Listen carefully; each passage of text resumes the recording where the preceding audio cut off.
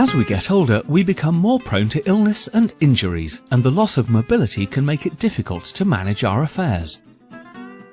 We are all living longer, but some of those later years are often in poor health, with the ever-present threat of the loss of capacity to consider.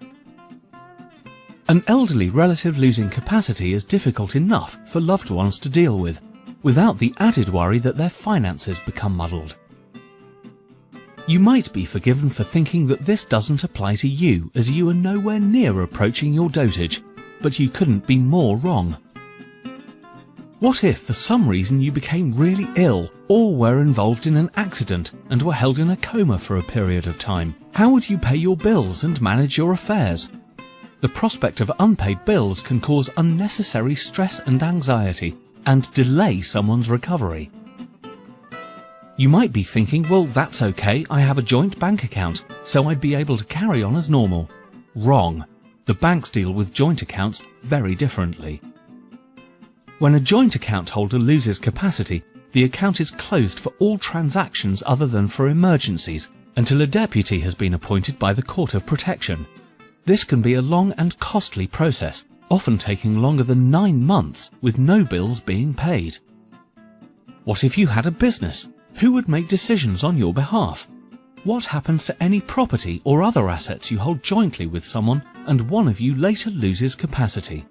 What if you are in your retirement and have taken out an equity release on your property and wish to make a further drawdown of cash after your partner or spouse has lost the capability to sign? Perhaps you wanted the cash to pay for their care. Many of these schemes will not now allow you to make the drawdown if one of you is no longer able to sign. By setting up a lasting power of attorney, you can authorize someone you trust to administer your financial responsibilities on your behalf.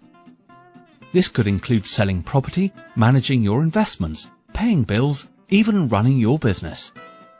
Let's also suppose the worst were to happen and you needed someone to make decisions for you regarding your medical treatment to ensure your wishes were met. You probably assume that, if you were unable to make these decisions for yourself, then a family member could, but you would be wrong.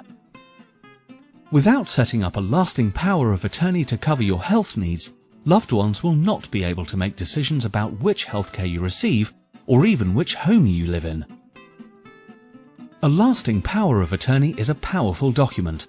It must be set up with someone you can totally trust with your assets and who is a responsible person. It's vital then that the document is created by someone who knows exactly what they are doing. By establishing a property and finance and a health and welfare power of attorney in advance means that you choose who makes those vital decisions for you, rather than some faceless authority. So if the worst were to happen, you can rest assured that both your financial affairs and personal welfare is in safe hands.